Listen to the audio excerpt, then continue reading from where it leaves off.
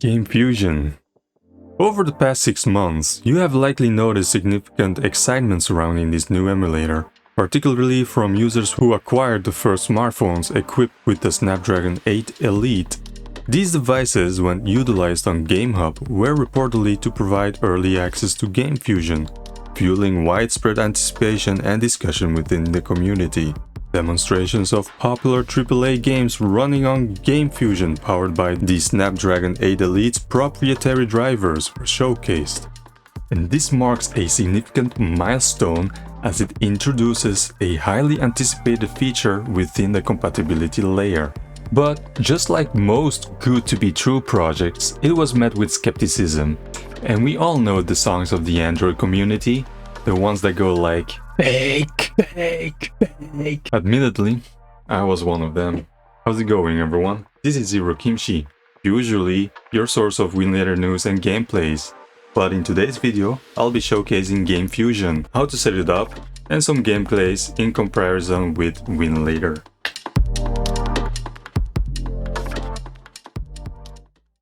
To be able to use Gamefusion, you will need to download the GameHub APK from the AJAY website by GameSir. A simple Google search will make it show up at the top results. Once installed and set up, you will be met with a typical visual interface akin to console frontends. GameHub offers an assortment of remote services ranging from PC to PlayStation and Xbox. However, we don't care about this, we are here for Gamefusion, right? So the first thing to do is double tap on your profile picture on the top left corner here. A side menu will open showing some options.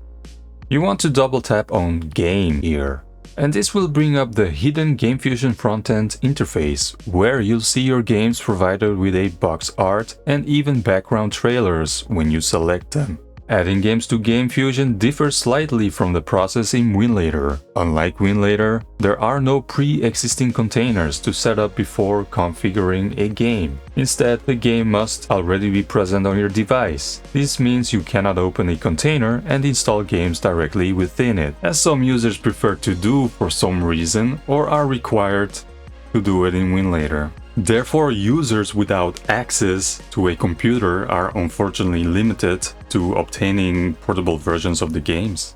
Now, to add games, tap on the middle button on the top, then tap the plus sign over here. On the next screen, Gamefusion will show the available storages. If you got an SD card inserted into your device, then it is the option on the right.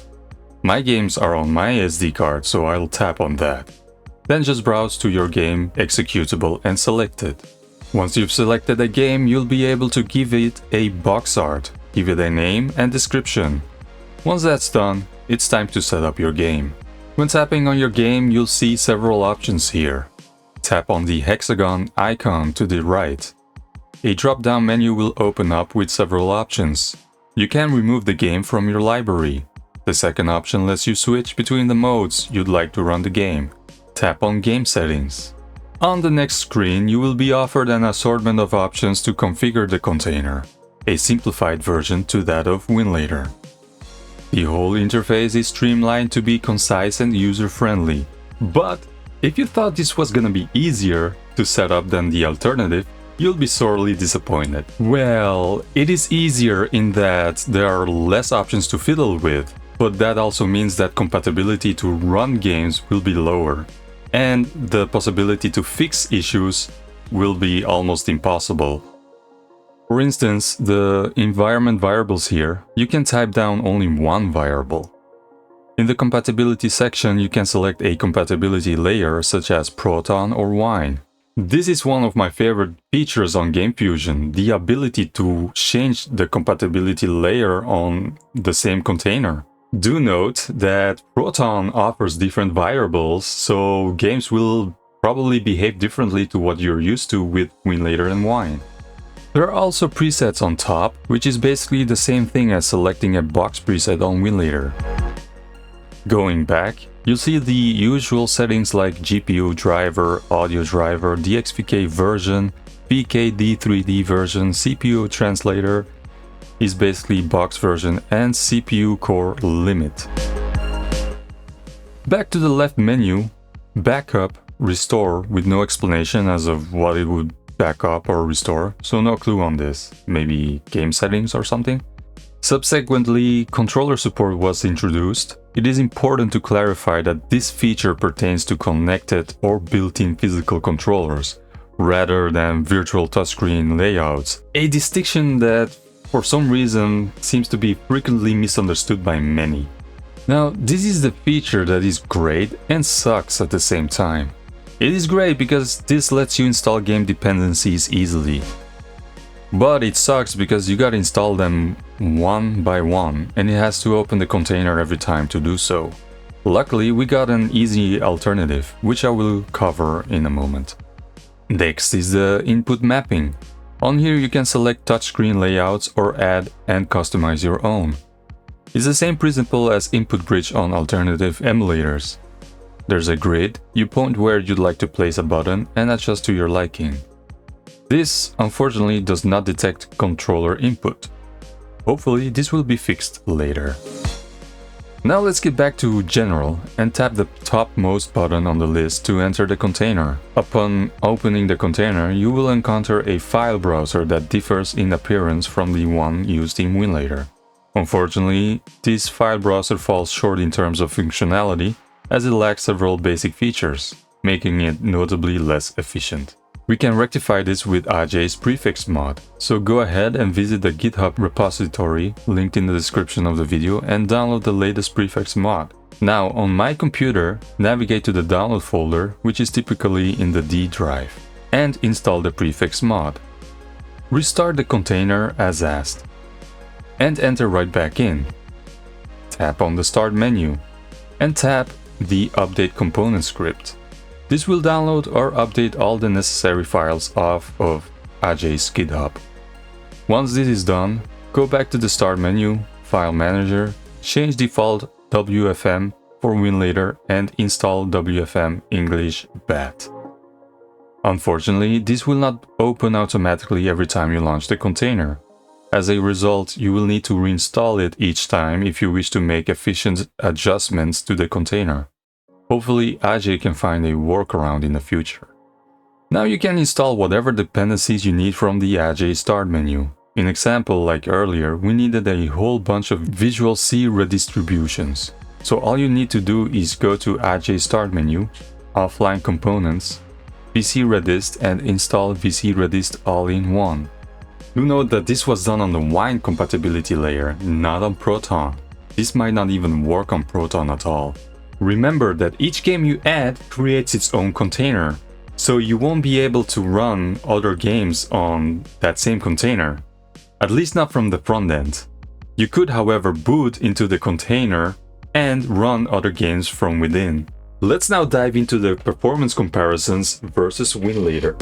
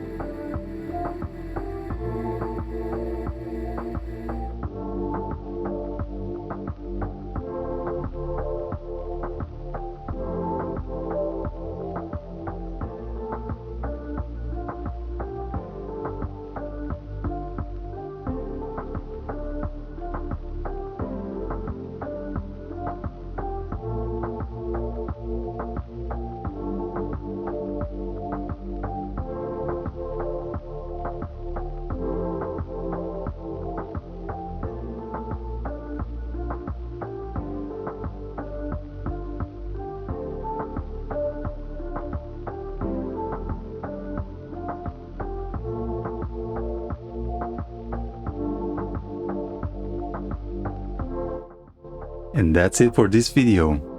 Let me know what you think in the comments below. I hope you like this new format. And moving on forward, upload's gonna be a lot slower because I picked up an extra work day and it was already killing me before, so yeah. Make sure to comment, like, share and subscribe if you like this video. See you next time.